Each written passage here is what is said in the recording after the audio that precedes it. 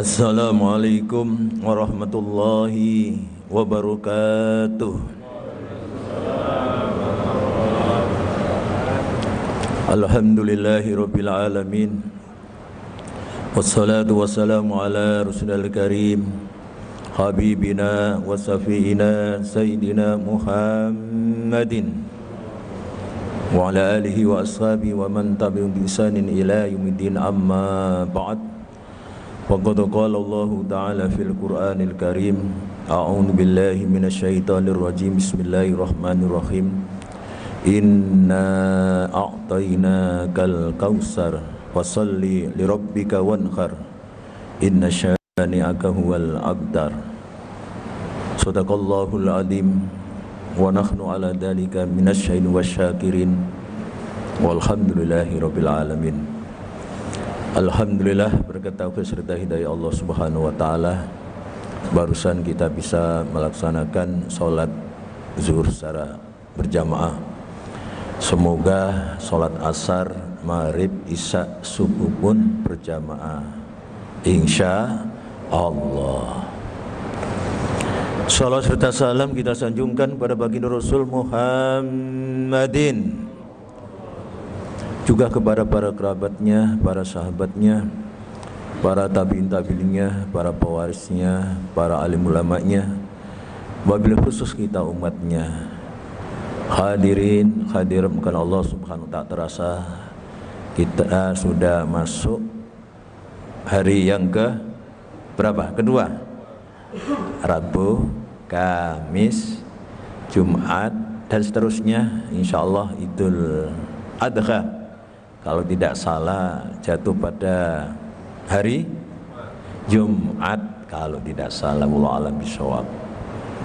Alhamdulillah kita berada di bulan yang dimuliakan oleh Allah Subhanahu wa taala, langsung bersamaan Dzulqa'dah, Dzulhijjah, itu dua bulan yang dimuliakan.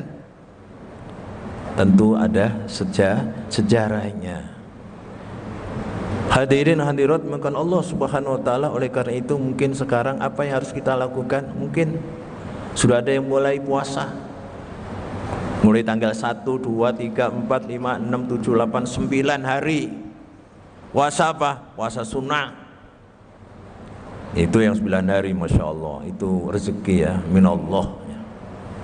Karena puasa itu adalah ibadah istimewa di bulan yang diistimewakan.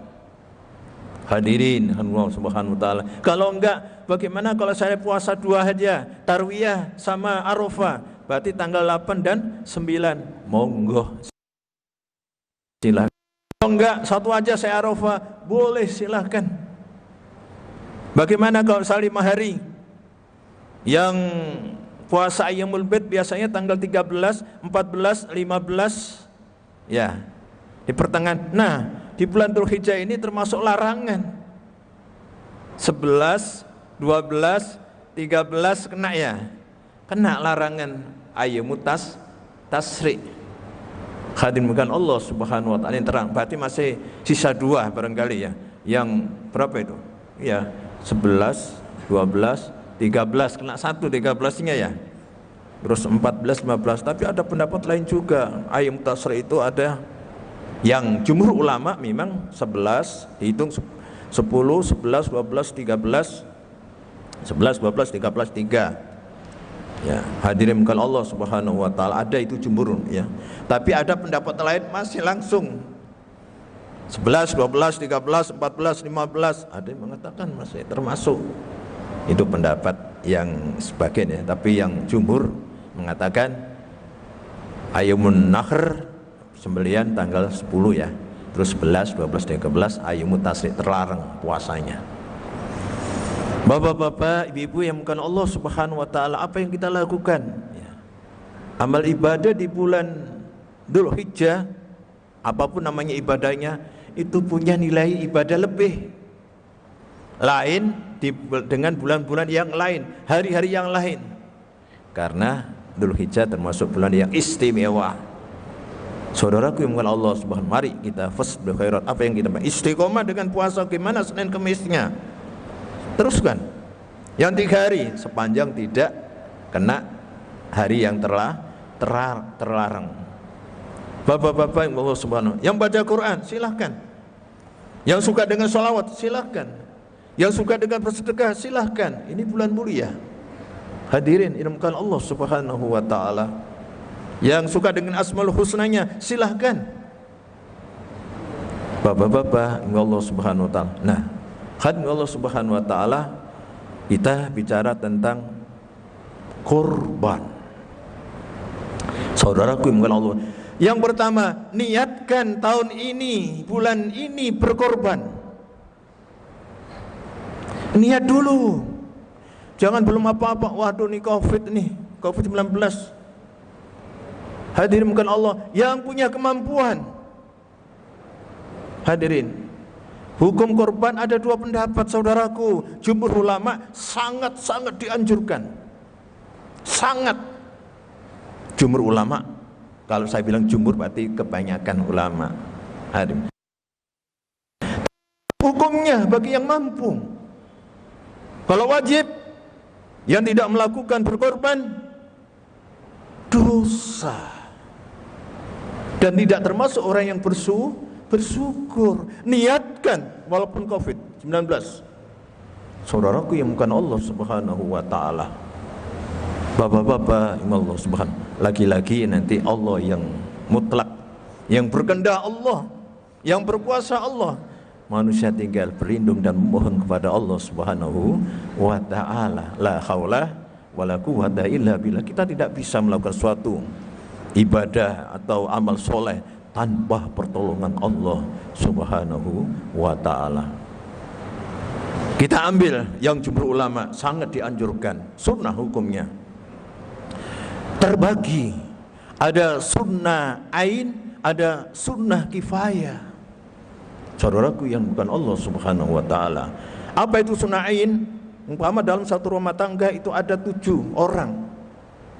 Kalau sunnah ain berarti masing-masing dituntut untuk berkorban. Sunnah ya, hukum sunnah, tahu sendiri sunnah, mendapatkan pahala. Hadirin Allah Subhanahu, masing-masing berarti dituntut. Ini kalau sunnah ain, dituntut hukumnya sunnah, bukan wajib.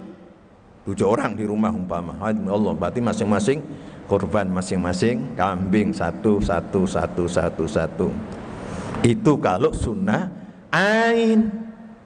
Tapi kalau sunnah kifayah, dalam rumah tangga tadi ada 10 orang, sunnah kifayah, kalau sudah ada 1 anggota yang berkorban, yang lain tidak dituntut, kifayah, sudah terwakili. Hadirin hadirat yang dimuliakan oleh Allah Subhanahu wa ta'ala, apa iya kita sebagai keluarga setiap tahun tidak berkorban, saudaraku? Mungkin anak kita, mungkin barangkali, mungkin istri, mungkin suami, apa iya setiap tahun tidak berkorban, saudaraku? Kambing hanya untuk 1 orang. Kalau sapi 7 orang. 1 orang berarti ada 7 orang umpama tadi. Bagaimana? Kalau sunnah ain boleh masing-masing. Hadirin, ain dituntut sunnahnya masing-masing. Tapi sudah perwakilan. Tapi kambing tetap 1 orang, tidak bisa atas nama 5 orang, 6 orang, tidak bisa 1 orang. Surah Allah Subhanahu wa ta'ala. Bagaimana kalau yang sapi 7 orang? Kalau di situ ada 10, dalam rumah tangga itu ada 10 orang. Kalau kita ngambil ain, berarti 1, 7 orang. Berarti 3 kan enggak masuk 7 orang. Allah Subhanahu wa ta'ala. Kalau umpama 15, ambil kifayahnya, sudah 7 orang, yang lain sudah ikut, sudah tidak kena sunnah lagi. Tapi kalau 15 orang, sapi 2, 7 orang, 7 orang. Persoalannya Allah Subhanahu wa ta'ala, boleh enggak kita 1 kambing dan saya berkorban atas nama saya umpama Zainuddin dan keluarga, ini dapat pahala doanya. Ada dannya tadi, dan hadir, bukan 1 kambing kita sokongan, bukan, tetap 1 orang. Tapi ke atas nama Zainuddin dan keluarganya, kebagian doanya. Hadirin Allah Subhanahu wa taala. Sapi 7 orang disebut, 1 2 3 4 5 6 7. Tapi masing-masing kadang-kadang dan keluarga dapat. Hadirin Allah. Jadi pengertiannya tadi seperti itu. Ada sunnah ain, ada sunnah kifayah. Ain masing-masing, kifayah perwakilan. Tapi masalah pahala tergantung doanya.